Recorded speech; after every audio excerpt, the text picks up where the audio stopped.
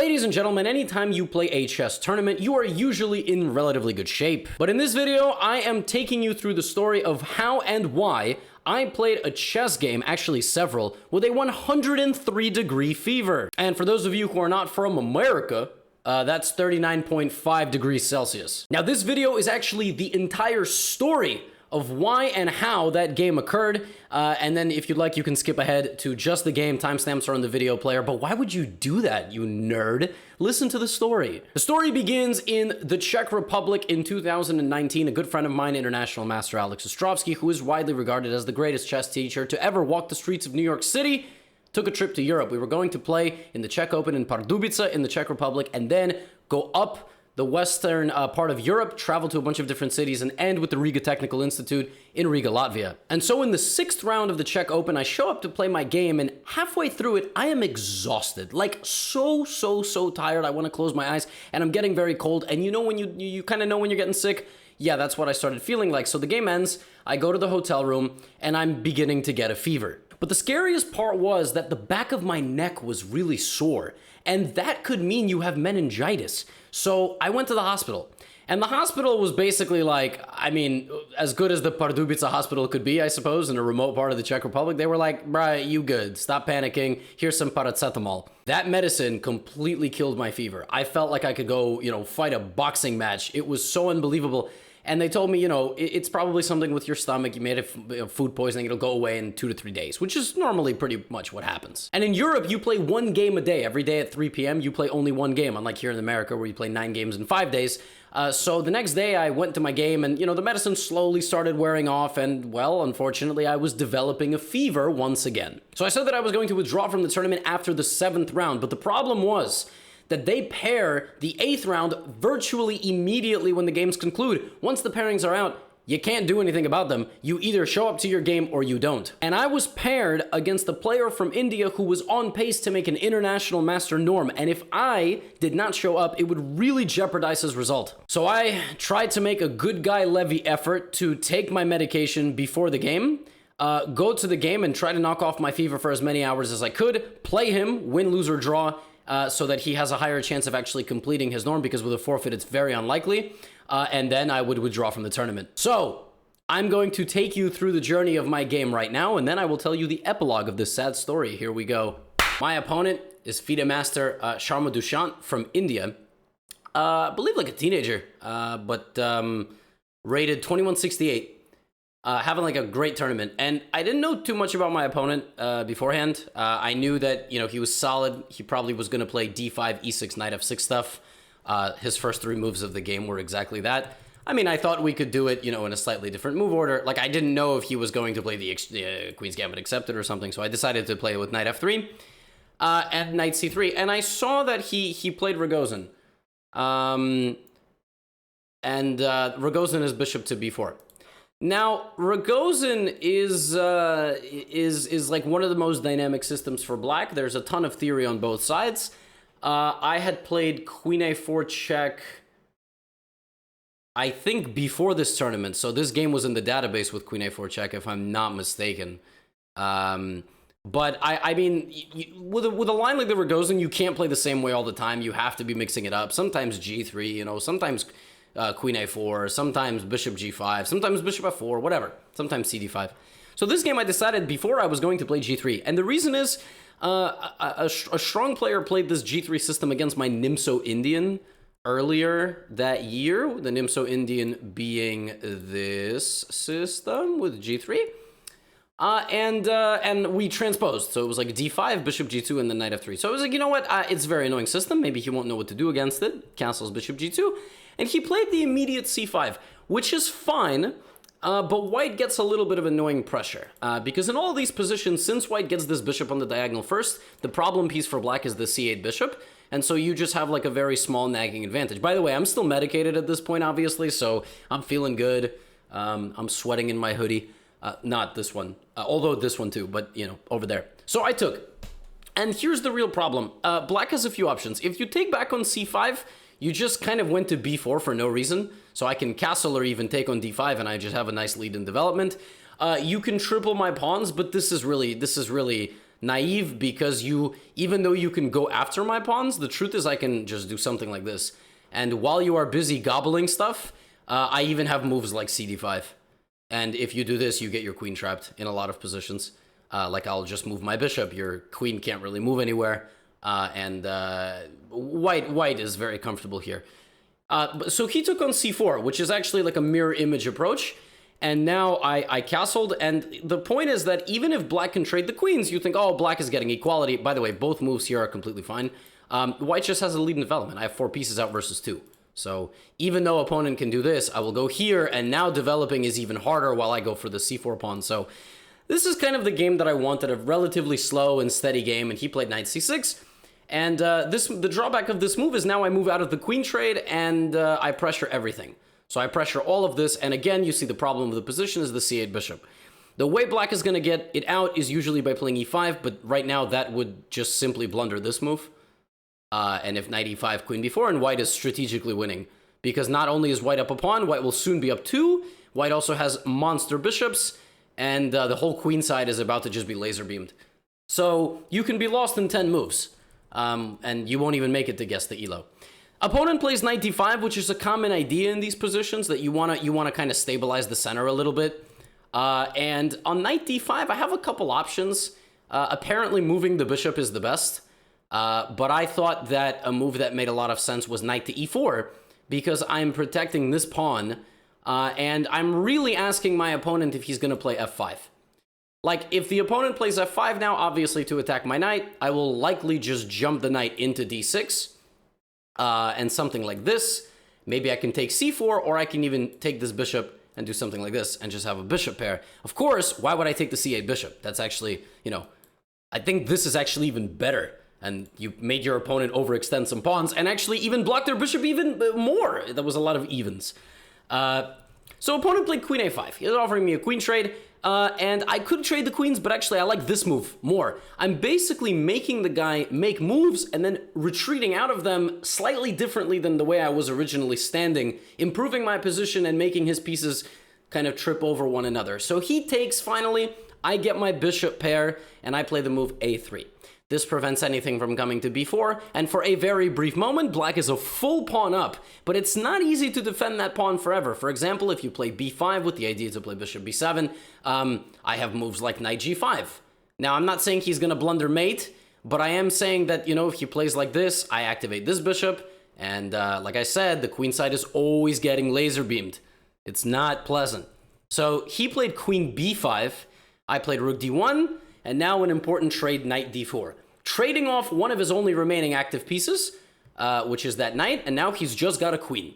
And I am 2 moves away from having all 5 of my pieces playing in the game, which is like the whole reason that you would play any g3 position is this kind of long-range piece on g2.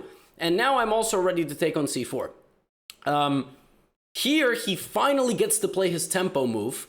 I take, and he's activated his bishop. So now it's game on. Basically, what's happening now is, imagine like in a fight, you drop someone, right? And you're trying to finish the fight while they're scrambling. Like, he's scrambling right now because he's making a beeline with this bishop and this move, and his position's not equipped right now to deal with my pressure. So what he's gonna do is likely invest a pawn to just like, you know, give me some play, like get some active play for his pieces.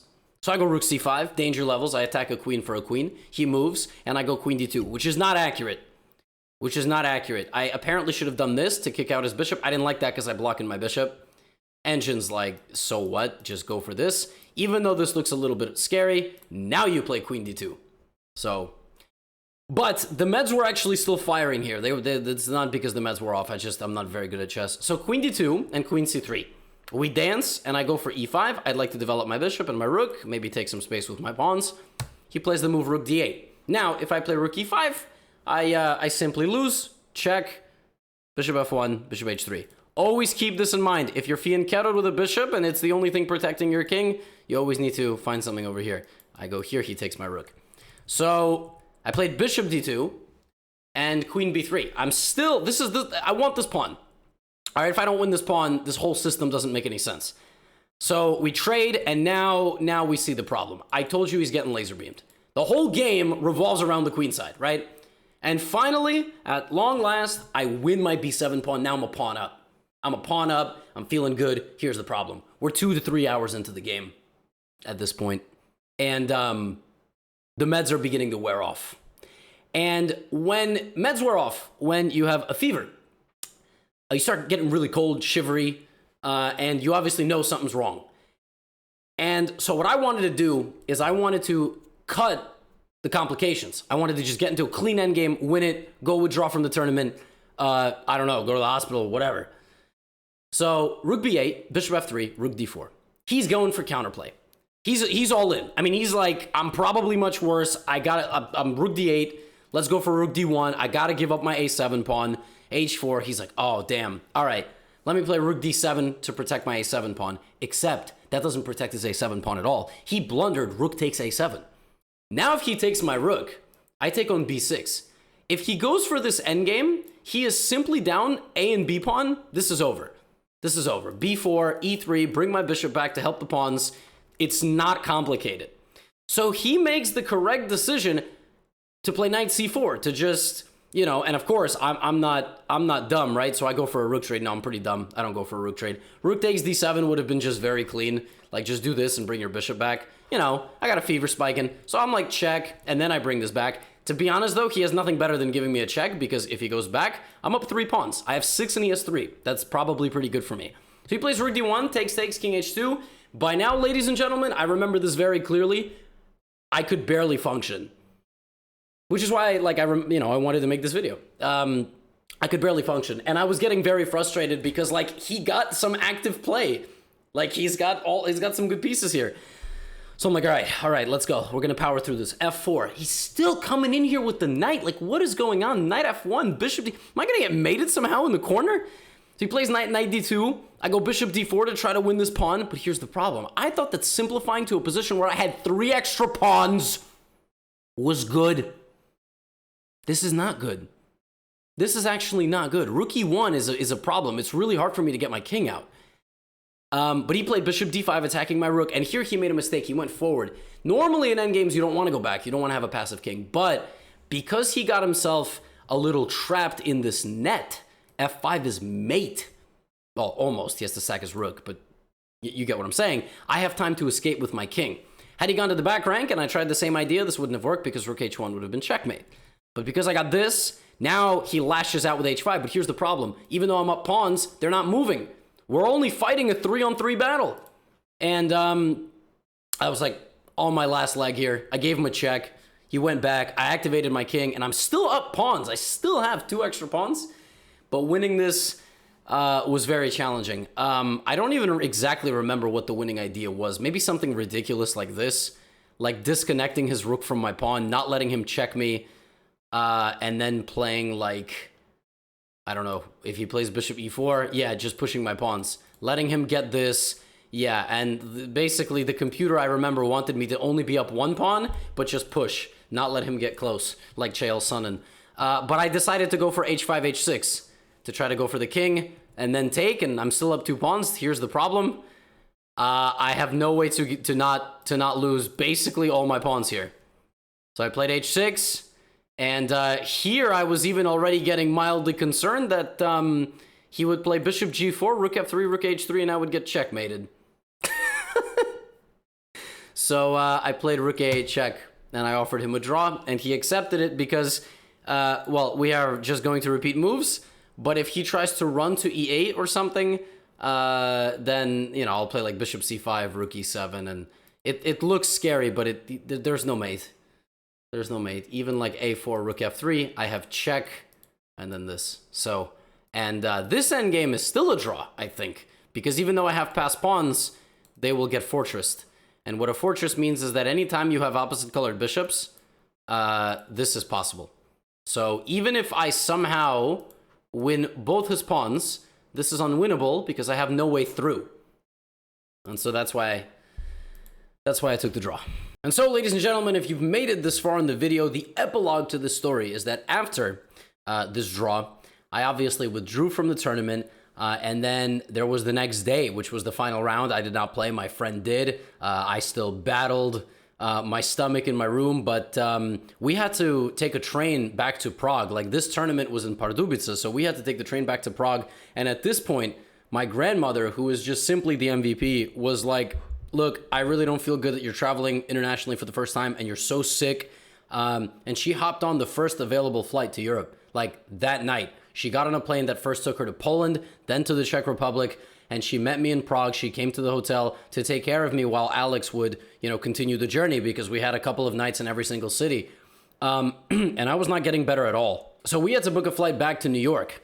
And I battled a fever the entire flight. I was freezing for all 9 hours of a flight. And when we landed in New York, we got in the car with my grandfather, and we drove to the hospital. At the hospital, they promptly gave me a blood draw, they gave me an IV, and they discovered that I had some sort of pretty serious stomach bacterial infection.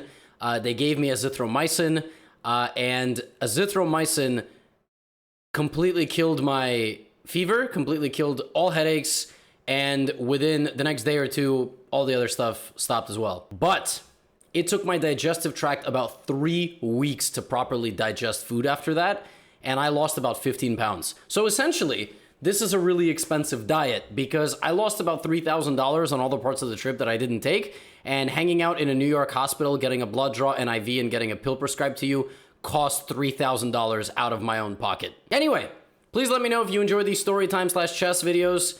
I've got plenty others I can brainstorm and come up with. Until next time, peace out. Get out of here.